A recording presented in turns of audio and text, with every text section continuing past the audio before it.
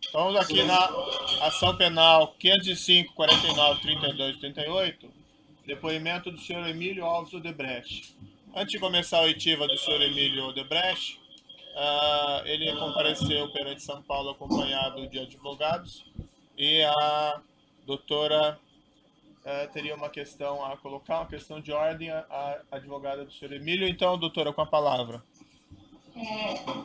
Bom dia, excelência. Na sexta-feira foi requerido uma petição em nome do doutor Emílio e outras duas testemunhas para que fosse preservado, além da imagem do colaborador, o segredo de justiça. Porque eu acho que esse processo é sigilo 1 ou 2. Sei. Não, ele é aberto ao público. Então, aberto ao público. Então, o que a gente gostaria que realmente fosse tomado e mantido sob segredo de justiça, limitando-se o acesso ao Ministério Público, aos réus e aos defensores. Por qual motivo? Porque eles são colaboradores e está sob sigilo no Supremo Tribunal Federal a colaboração deles. O Ministério Público tem uma posição? A posição do Ministério Público é que seja dada publicidade ao depoimento. O objeto da inquirição são os fatos da acusação, que é uma acusação pública. Então não há... E a posição, inclusive, do Procurador-Geral é de posteriormente se conferir publicidade a esses fatos. Então, a posição do Ministério Público é de que seja conferida a publicidade, apenas assegurando essa garantia já deferida pelo juízo de proteção à imagem do colaborador. Certo. O auxílio de acusação tem alguma posição? Certo. Algum dos defensores dos acusados gostaria de se manifestar? Sim, excelência, na Rua Bulhões por Marcelo Odebrecht. Eu queria apenas fazer uma ponderação, obviamente deixando a matéria inteira consideração de Vossa Excelência, que em circunstâncias semelhantes, o eminente ministro Herman Benjamin requeriu ao Supremo Tribunal Federal a autorização para ouvir testemunhas colaboradoras em um processo que tramita perante a Corte Eleitoral.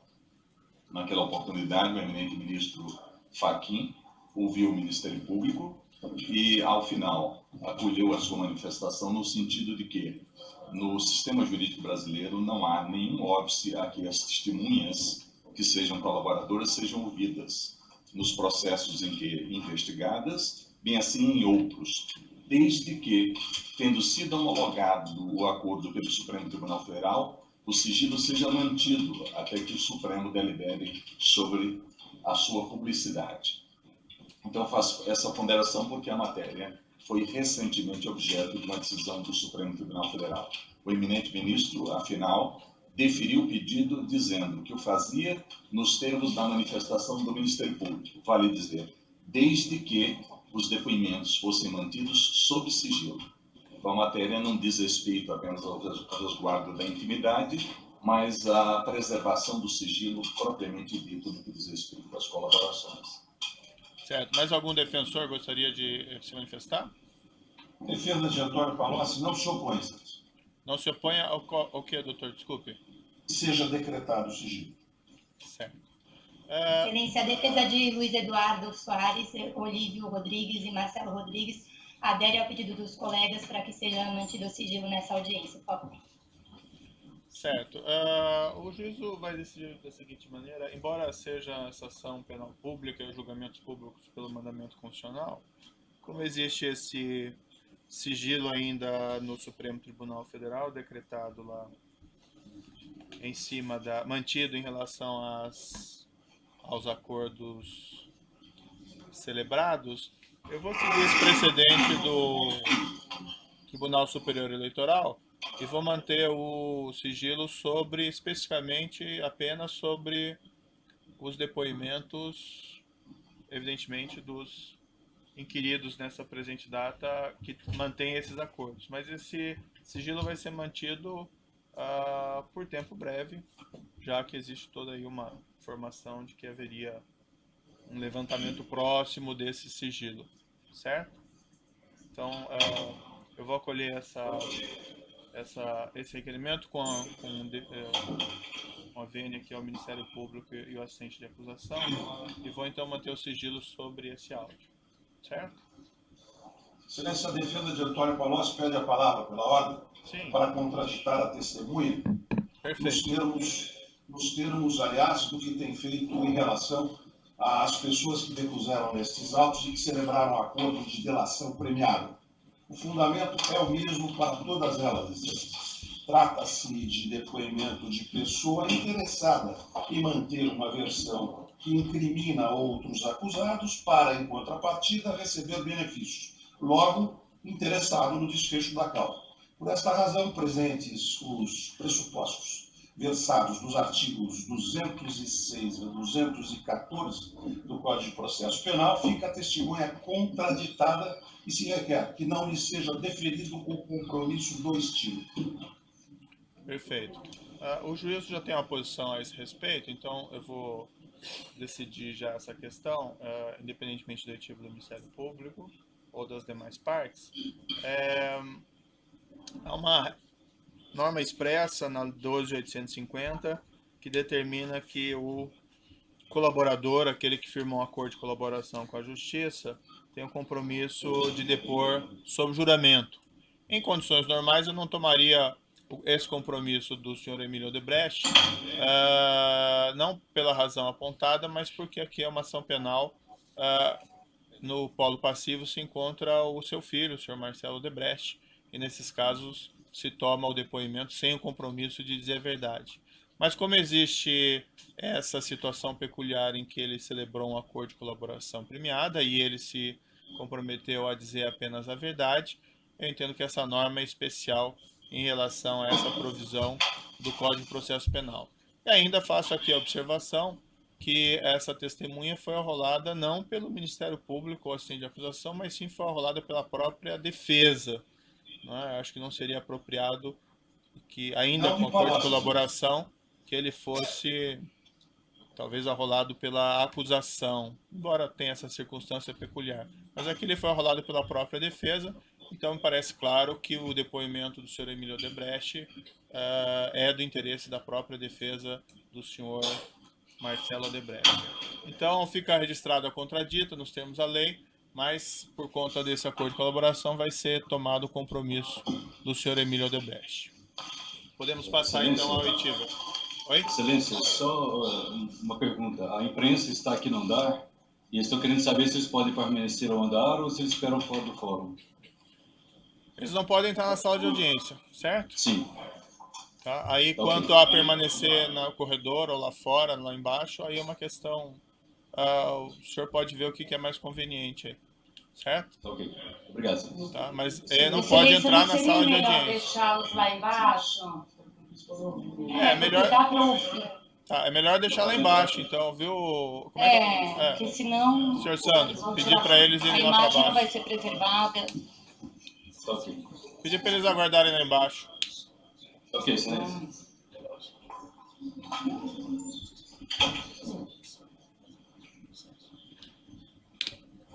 Tem alguém que não é do processo?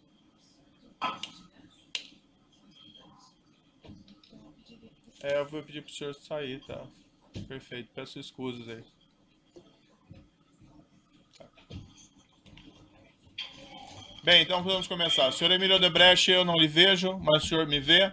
O senhor ouviu todo esse debate, mas em relação ao senhor, então, em condições normais eu não tomaria esse compromisso de juramento do senhor, porque o seu filho é acusado nesse processo, mas o senhor foi arrolado pela própria defesa do seu filho e o senhor também, como foi informado por seu defensor aí presente, firmou um acordo de colaboração com a Procuradoria-Geral da República e que foi homologado pelo Supremo Tribunal Federal.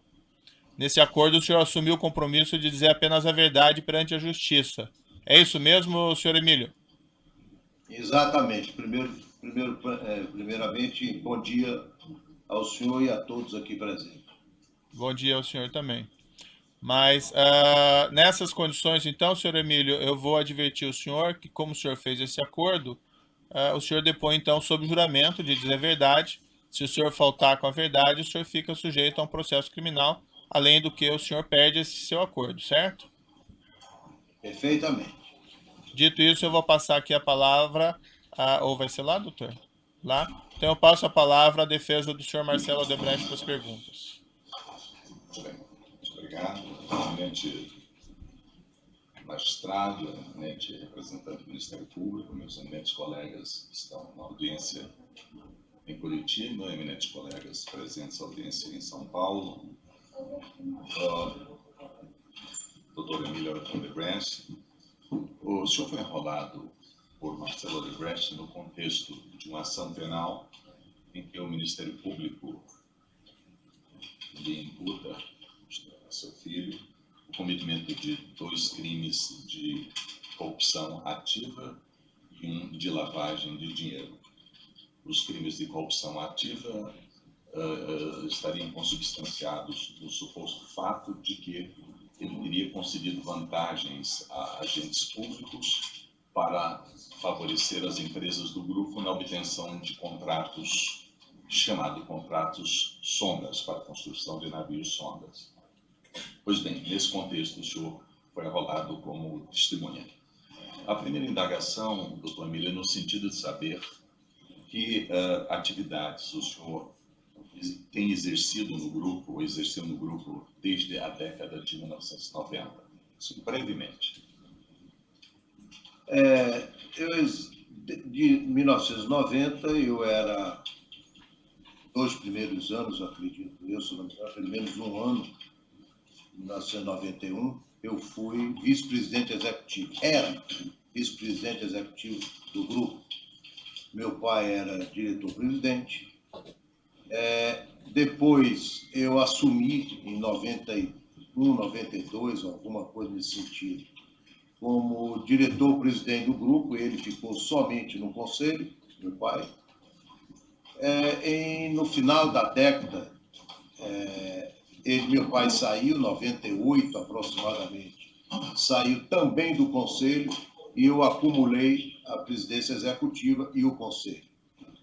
E em 2001, 2002, eu me desliguei como diretor-presidente executivo e fiquei apenas como diretor, como presidente do Conselho de Administração.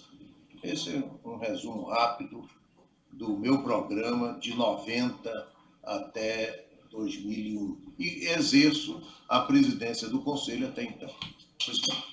Nesse contexto de ter tido efetiva participação tanto na administração do grupo e depois participação em conselhos administrativos do grupo, já poderíamos dizer se teve conhecimento de algum envolvimento de Marcelo Odebrecht em tratativas ilícitas relativas aos contratos de obras e serviços celebrados com a Petrobras?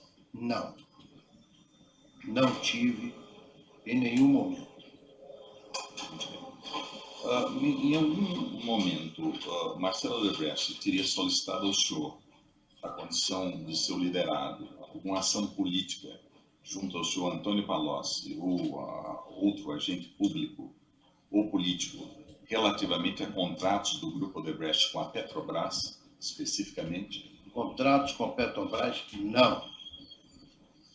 O senhor tinha conhecimento da ocorrência de pagamentos não contabilizados pela construtora Norberto Odebrecht?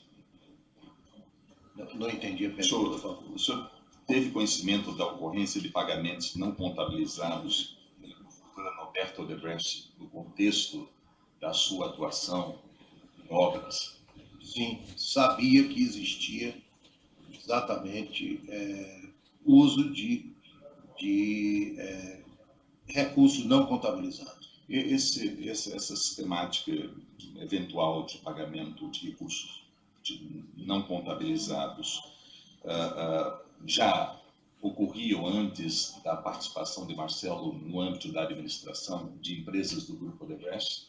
Sim, existia isto já e sempre foi um modelo reinante no país e que veio até recentemente.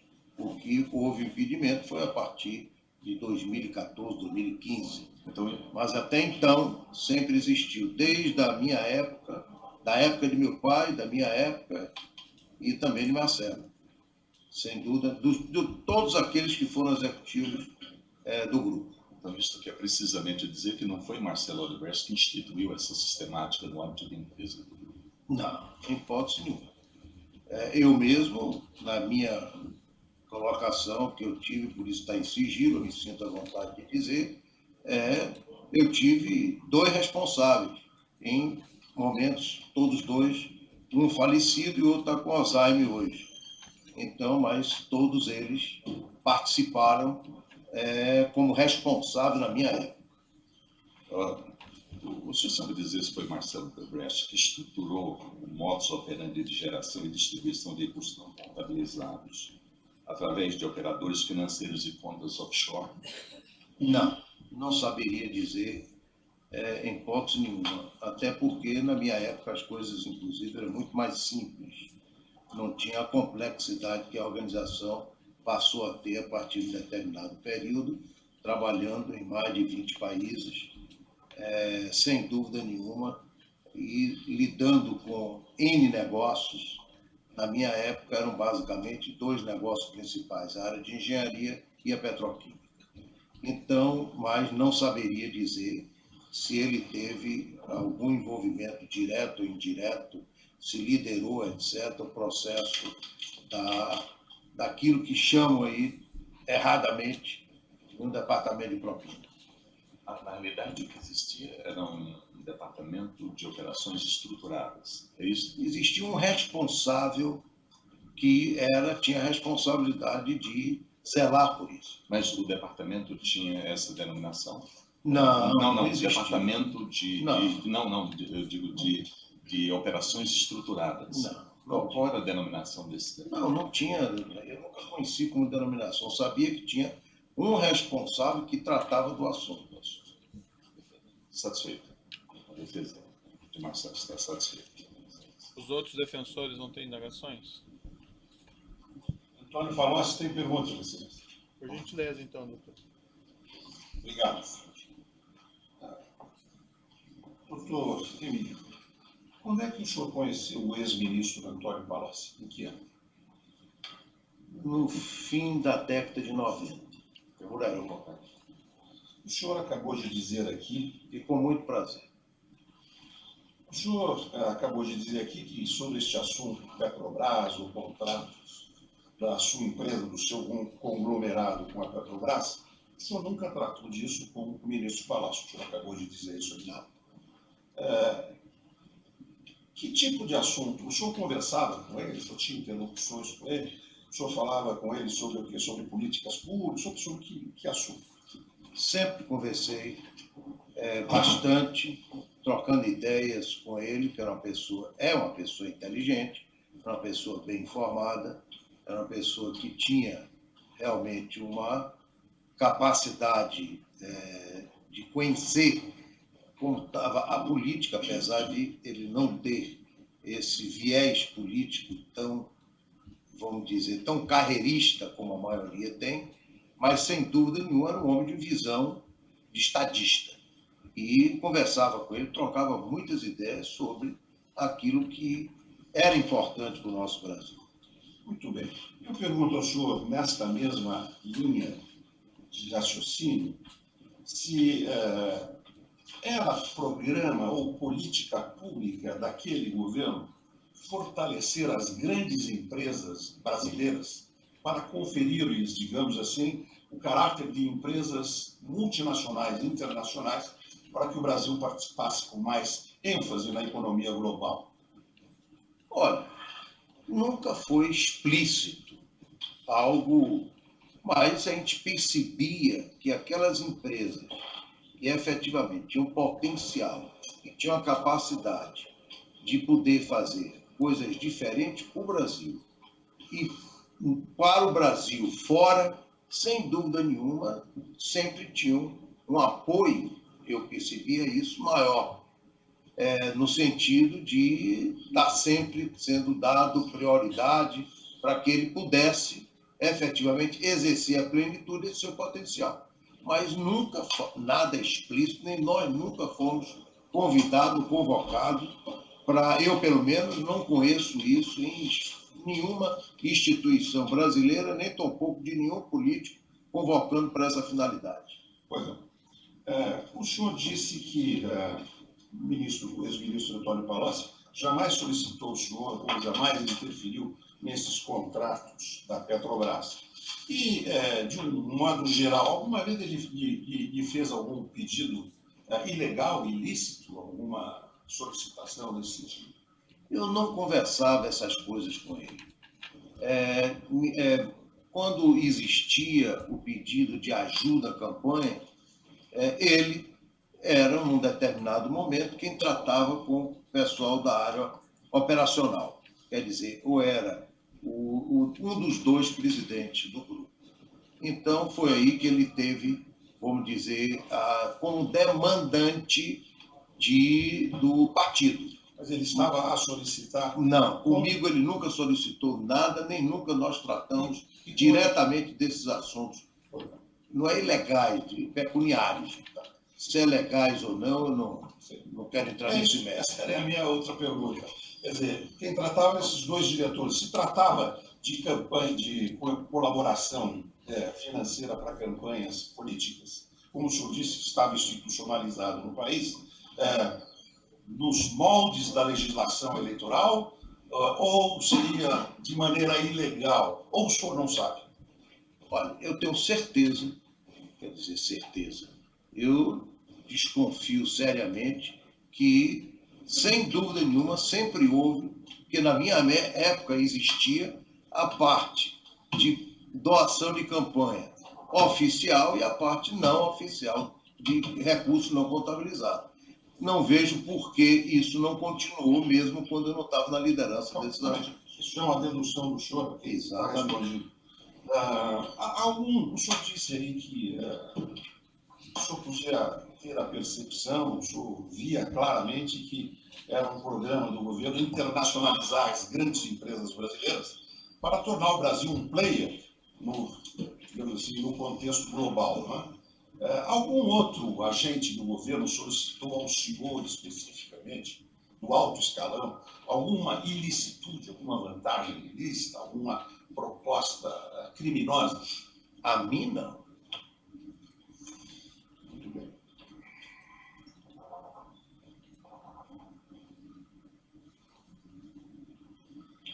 O senhor teve aí algumas conversas, alguns diálogos com o ex-ministro, com os então presidentes da República. Não sei se isso é verdade. O senhor teve aí, como grande empresário, o senhor teve contato com, digamos, os ex-presidentes da República? Sem dúvida.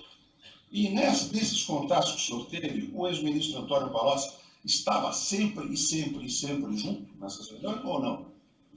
Então, quando nós discutíamos exatamente essas questões de interesse para alinhamento daquilo que é importante, era prioritário, importante para o país, ele estava sempre presente. Quando eu tinha a oportunidade de conversar com alguns integrantes realmente dos partidos, no caso particular do Partido dos Trabalhadores. Então, quando se discutia política pública, ele estava presente. É isso? Muito bem. Podia, nem sempre, mas na maioria das vezes, com certeza. Muito bem. Excelência, meu colega aqui de defesa de Antônio Palocci tem mais umas perguntas específicas sobre o objeto específico desta ação penal, que são as sondas de exploração em águas profundas. Doutor, bom dia. Bom dia. A esse propósito, o senhor chegou a tomar conhecimento do que seria o chamado projeto Sondas? Claro. Eu acho que todo brasileiro informado, com certeza, sabia da existência e achava, inclusive, projetava, como eu pessoalmente, a incredibilidade do programa. E o grupo do senhor participou da licitação para a construção e o afretamento de sondas? Não soube que participou agora, mais recentemente, mas na época não. O senhor sabe se ele se sagrou vencedor? consórcio do qual a sua empresa fazia Não parte? saberia, com certeza, porque hoje eu sei que teve, não é, foi um dos vencedores, foram vários. E qual é o interesse do grupo do senhor no projeto Sondas? Era a construção ou era o afretamento, ou ambos? Não saberia com precisão lhe dizer, entendeu? O que era o interesse, mas com certeza a probabilidade é que fosse ambos. Ainda no que se refere ao processo licitatório, o senhor chegou a tomar conhecimento de alguma ilicitude que dizia respeito à licitação do denominado projeto Sondas? Não. O senhor soube se o ex-ministro Antônio Palocci Filho teve alguma participação direta neste processo licitatório? De maneira nenhuma. O senhor, se ele exigiu ou solicitou alguma vantagem, qualquer que tenha sido ela, em contrapartida a este processo de licitação do denominado projeto Sondas? Não. Sabe se ele interferiu no modelo de contratação do denominado projeto Sondas? Não saberia dizer. O senhor conhece esse cidadão que está aqui? Não me é estranho. Sabe o nome dele? Não. Já conversou com ele alguma vez? Não, quer dizer, posso até saber, mas não me lembro o nome dele. Não me lembro de ter conversado com ele. Não. Pois não, excelência. Apenas para que fique registrado, a defesa se referiu e apontou o acusado Branislav Contínuo. Não temos mais perguntas. Outros defensores têm indagações? O Ministério Público tem indagações? Sim. Bom dia, senhor Emílio. Bom dia. Senhor Emílio, o senhor me ouve bem? Bom dia. Bom dia. Senhor Emílio, eu gostaria de saber se o senhor teve conhecimento de relacionamento do senhor Antônio Palocci com altos executivos do Grupo Odebrecht? Não, tinha sim. Inclusive, o Palocci tinha comigo uma relação no sentido, desde o início, quando ele surgiu na vida pública empresarial, em 1998. Então, ele tinha com vários empresários, porque era um homem sensato, era uma pessoa que conhecia o país, e a maioria dos empresários trocava ideias com eles e contribuía com eles sobre aquilo que deveria ser prioridades do Estado, do governo. Especificamente com relação aos executivos da Odebrecht, o senhor sabe se o senhor tomou conhecimento de reuniões agendadas entre seus executivos e o senhor Antônio Palocci? Não. O senhor não tomou conhecimento? Não tenho conhecimento, nem era da minha alçada como presidente do Conselho de Administração. Tá certo. E sobre o relacionamento do seu filho, Marcelo Odebrecht, com o senhor Antônio Palocci, o senhor tem conhecimento? Eu sei que eles se conheciam e se conversavam, tinham um diálogo, talvez até com mais frequência do que comigo mesmo. E o senhor sabe se nessas conversas o senhor Marcelo Odebrecht também levava pleitos da empresa para discutir interesses da empresa com o senhor Antônio Palocci? Saber, eu não posso afirmar, mas eu deduzo que sim. O senhor não... Quer dizer, eu sempre orientei a todos os executivos da organização a nunca levarem apenas aquilo que eram os problemas da organização, e sim aquilo que eram soluções para os problemas do país. Então, essa foi sempre uma preocupação, e tenho certeza que esse era o que ele O que o senhor chama de soluções para os problemas do país? Era ênfase nas agendas de todos os executivos, inclusive do de Marcelo. Eu não entendi quando o senhor fala que os executivos tinham que levar soluções dos problemas do país para as autoridades. O que o senhor quer dizer com isso? Claro, todo país tem os seus problemas e muitas pessoas, muitos cidadãos e empresas têm o dever de dar suas contribuições de como solucionar as suas carências, as suas dificuldades, sem dúvida nenhuma. O processo educacional, como resolver o problema educacional no país? Sempre foi uma preocupação nossa nesse sentido. nós fomos responsáveis por contribuir com o Congresso, inclusive, em várias, vamos dizer, como é que chama? Políticas públicas. Por exemplo, a lei de concessão, nós éramos uma organização, quando surgiu, que trabalhava no exterior, nos Estados Unidos. Era que mais tinha informações capazes de poder trazer contribuições nesse sentido. E o senhor opinava na lei de concessões? São esse tipo de contribuições. E nesses casos o senhor opinava, o senhor trazia, os seus executivos eram orientados a levar essas orientações para o senhor Antônio Palocci? Os executivos não eram orientados a levar para ninguém. Eles eram orientados em construir suas agendas de diálogo com as autoridades, levando contribuições daquilo que é importante para o país. E não levar egoisticamente apenas os seus interesses. Eu vou interromper um minuto pelo tamanho do áudio aqui, então pode ter um. Então, nessa ação penal 505, 49, 32 e 88, continuidade do depoimento do senhor Emílio Alves Odebrecht, continuidade do Ministério Público com a palavra. Certo. E nesses momentos, era também estimulado que fosse apresentada a empresa Odebrecht para solucionar esses problemas do país? Eu não saberia dizer, sinceramente. Eu sei que eles dialogavam. Agora, o que eles dialogavam, os executivos da organização com as autoridades brasileiras, eu lhe confesso, o teor dessas agendas eu não conhecia. Tá certo. Eu tenho certeza que eles levavam contribuições para as carências e os problemas brasileiros. Isso eu tenho certeza. Uhum. E quando havia alguma questão de interesse da empresa, isso também era levado? Claro. Eu acho que seria algo irreal um empresário ter um encontro com a autoridade, que ele não leve os seus problemas também como empresário, sem dúvida nenhuma. E a solução também já era levada pronta também? Não sei dizer. Certo. Não saberia dizer se a solução é levada junto. Eu acho que, sinceramente, é um desrespeito a pessoa muitas vezes estar sem solicitar levar coisas que não deve. Uhum. O senhor tem conhecimento se foram negociados pagamentos entre o senhor Marcelo Odebrecht e o senhor Antônio Palocci em favor tanto do senhor Antônio Palocci quanto do Partido dos Trabalhadores? Não. O senhor não tem conhecimento? Não saberia dizer o que é que eles conversaram, o que é que eles acertaram. Não saberia lhe dizer, não. Uhum.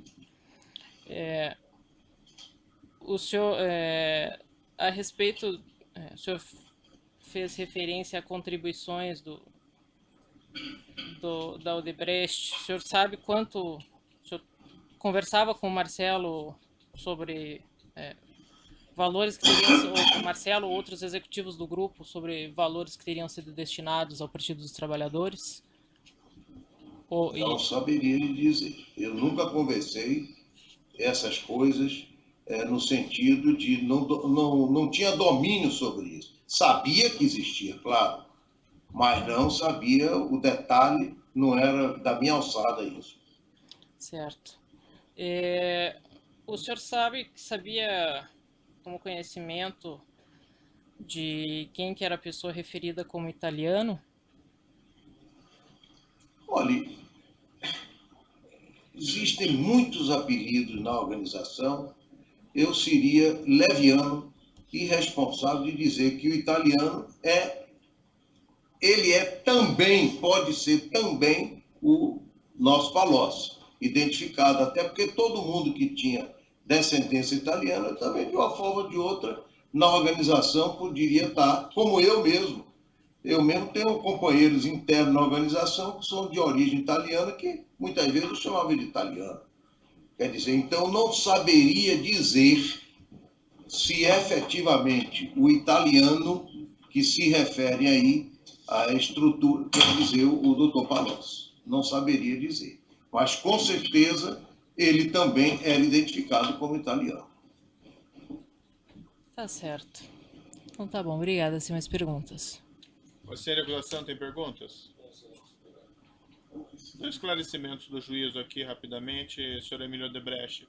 Senhor Emílio, o senhor então se afastou do cotidiano da empresa, da administração, da parte executiva da empresa, a partir de quando mesmo?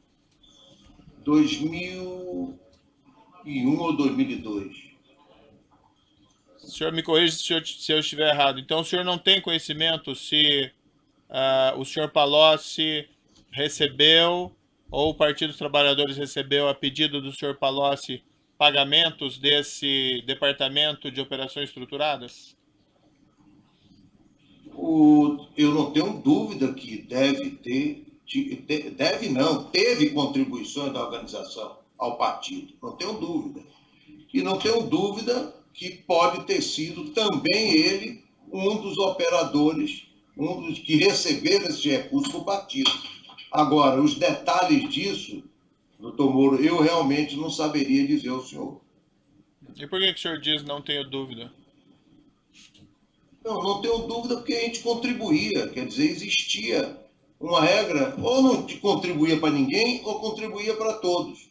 Então, se existia contribuições, existiam as contribuições. Agora, valor, a forma, isso e aquilo, eu lhe confesso que eu não tenho esse domínio. Certo. Mas as contribuições que eu estou indagando ao senhor não são contribuições geral, são contribuições, pagamentos desse Departamento de Operações Estruturadas. Então, a minha pergunta é específica em relação a esse ponto. Pagamentos feitos pelo Departamento de Operações Estruturadas. O senhor tem conhecimento ou não? O senhor me permite, por favor, eu fazer, porque eu não posso, dentro da linha que o senhor me pediu, que eu falasse a verdade. Não existe na organização departamento. Não existiu nada disso de formalizado. Existiu um responsável por operacionalizar recursos não contabilizados. Foi dado essa nomenclatura, não sei nem como, isso a imprensa vem repetindo, e isso está se tornando como se fosse uma verdade, que não é. Não é isso. Agora, esses pagamentos não contabilizados, sem dúvida nenhuma, existiam. Se eu sabia que tinha esse departamento. O senhor conversou... Então, eu sabia que não só ele, então existia para alguns políticos uma mescla, sem dúvida nenhuma, entre um e outro. O senhor conversou sobre esses pagamentos não contabilizados com o senhor Palocci? Não, senhor. Alguém da empresa lhe relatou do senhor Palocci ser um dos beneficiários desses pagamentos não contabilizados? Não, mas com certeza me trouxeram em vários momentos que todos os partidos tiveram. São as questões do juízo, então. Então, declaro encerrado o depoimento do senhor Emílio Alves Odebrecht. Pode interromper a gravação.